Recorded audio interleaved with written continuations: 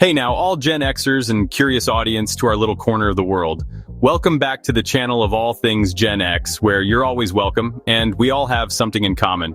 It's always a good day when we can get together and just kind of chew the fat about the good old days, isn't it? For all you regulars, you know the drill. We're all about celebrating that unique, sometimes overlooked, but always resilient generation we call our own. If you're new here, pull up a chair and make yourself at home. We're the kids who grew up with rotary phones and now carry supercomputers in our pockets. We've seen it all, and we've got the stories to prove it. This is a place for us, by us, where we can kick back and remember what it was like growing up in a world that was changing faster than we could keep up. Today, we're gonna take a little trip down memory lane, a real journey back in time. We're gonna talk about something that was everywhere, and then almost overnight, it just wasn't. Before we get too far down the rabbit hole, let's make sure we're all on the same page. When we talk about Gen X, who are we even talking about? Well, the experts, the demographers, they generally say Generation X covers folks born roughly between 1965 and 1980. We're the digital age transition generation, the ones who often became quickly independent because we came home to an empty house when both parents were out working. We made our own meals, played outside with friends, and took care of our bruises. We grew up in a world that was kind of in between. We remember life before the internet, before cell phones, before everything was available at the click of a button. Our childhoods were analog. We were the TV remote controls of our parents and learned how to use modern-day voice-activated remote controls. We made mixtapes by hovering over the radio, waiting for our favorite song to play so we could hit record at just the right second. We rode our bikes everywhere, from sunup to sundown, with no GPS to guide us home except sheer memory. We're a practical bunch, a little cynical maybe, but we know how to get things done. Our cultural touchstones are a real mixed bag. We had Star Wars and the Atari 2600. We watched Looney Tunes, He-Man, and Justice League on Saturday mornings. Musically, we were right there in the transition zone. We were young enough to have our first school dances with disco playing, but we were teenagers when MTV launched and pop rock took over the world. The era of the groove, all right, let's set the stage. What was disco? Man, it was more than just music, it was a full-blown phenomenon. The disco era really hit its stride in the mid to late 1970s. Let's say from about 1974 to 1979. It grew out of the funk, soul, and R&B scenes of the early 70s, taking those infectious rhythms and polishing them up for the dance floor. It was all about the beat, a steady four-on-the-floor kick drum that was impossible not to move to. It was music designed for one purpose, to make you forget your troubles and lose yourself in the moment, under the spinning lights of a mirror ball. What made it so unique and exciting was its sheer, unapologetic joy. After the heavy, introspective rock music of the late 60s and early 70s, disco felt like a breath of fresh air. It was lush, with big string sections, soaring vocal harmonies, and funky bass lines that were front and center. The clubs, like the famous Studio 54 in New York, were these magical places where people from all walks of life could mingle and dance until dawn. It was a cultural movement that championed expression and freedom on the dance floor. You can't talk about disco without talking about the Titans, the artists who weren't just making songs but were building an entire empire of groove. First and foremost, you have to mention the Bee Gees. Those three brothers, Barry, Robin, and Maurice Gibb, became the undisputed kings of disco with the Saturday Night Fever soundtrack. Their falsetto harmonies and impossibly catchy melodies were the sound of 1977 and 1978. Songs like Stayin' Alive and Night Fever weren't just hits, they were cultural events that defined an era for the entire world.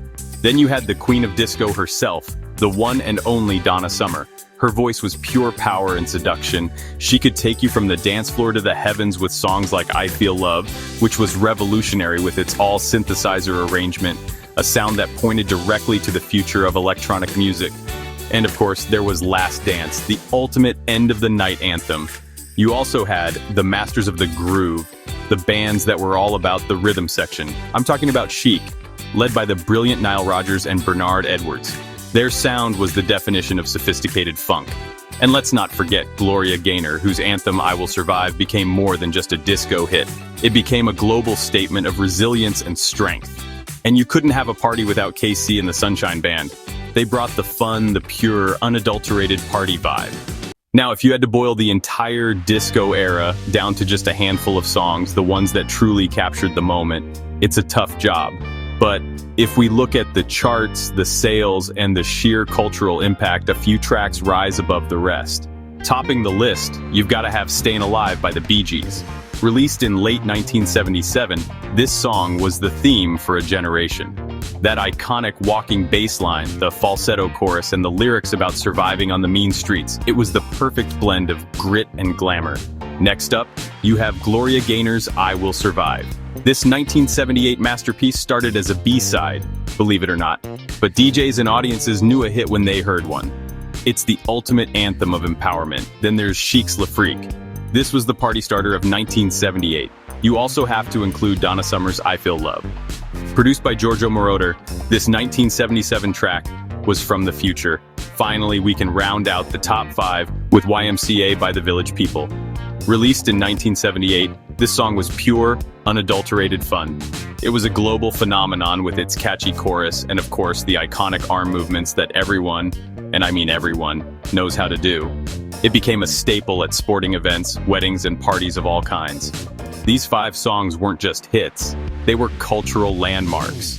For us Gen X kids, they were the wallpaper of our youth, the inescapable soundtrack playing in the background of our earliest memories, before we were old enough to choose the music ourselves. Though not mentioned here, there were other hits from ABBA and Yvonne Elliman, among others.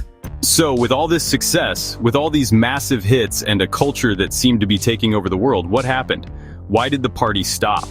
Well, like any trend that gets too big, it started to face a backlash. For us Gen X kids who were just starting to enter our preteen and teenage years around 1979 and 1980, disco started to feel a little, well, uncool.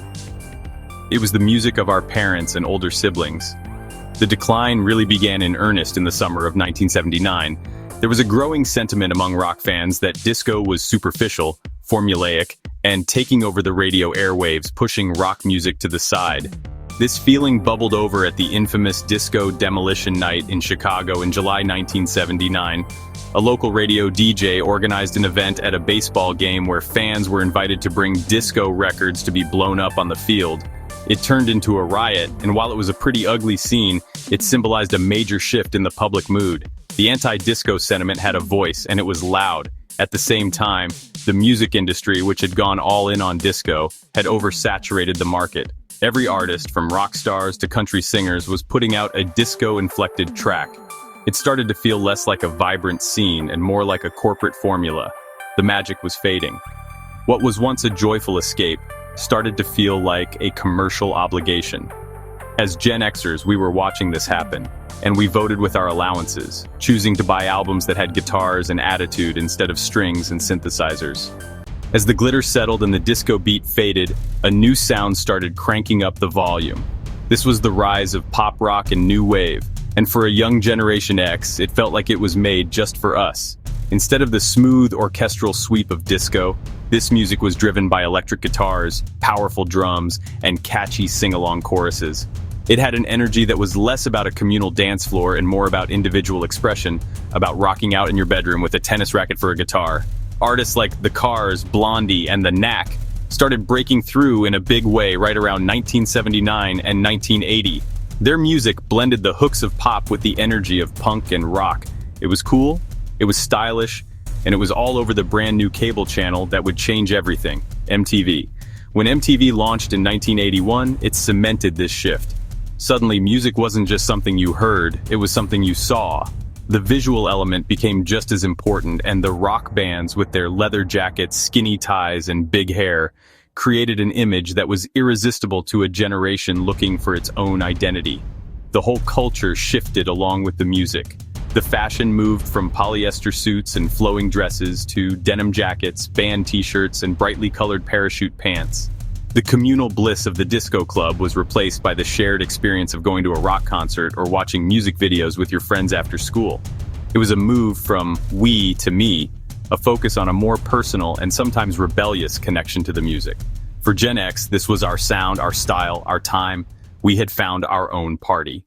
If you had to put a pin in the calendar to mark when this whole transition truly took hold, you'd be looking squarely at the period between the summer of 1979 and the end of 1980.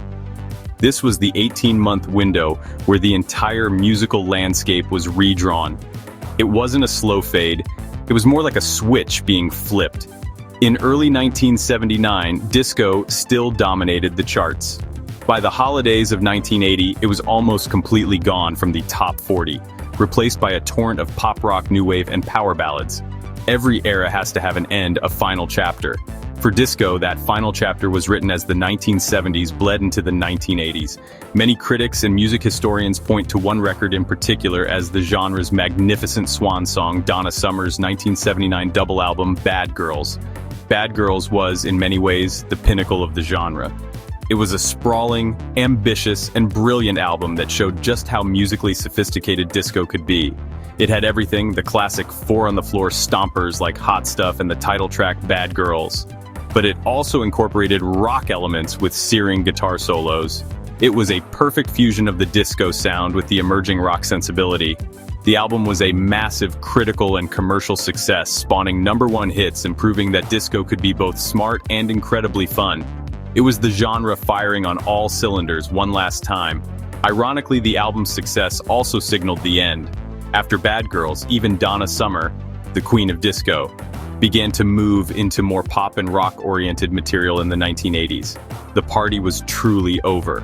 For us Gen Xers, this was all happening as we were just starting to pay attention. Looking back, you can see that album as the bridge. It was the final glorious firework display before the lights went down on the entire disco era, leaving us with a new decade and a whole new soundtrack for our teenage years. Though disco made an exit from pop culture in the 80s, it left some of the greatest songs of its era with us. Songs that had that traditional glass transistor bulb or vacuum tube mixer sounds, deep funk-based rhythms, classic organ and synthesizers. Which was your favorite? Let us know which was your earliest disco memory. Did you watch the Saturday Night Fever movie? Tell us all about it. Remember, here at Gen X Life, you are very appreciated. We want to hear from you. Leave us a comment and suggestions for future topics. Until next time, when we will talk about more awesome Gen X topics, keep being awesome, stay healthy, and God bless.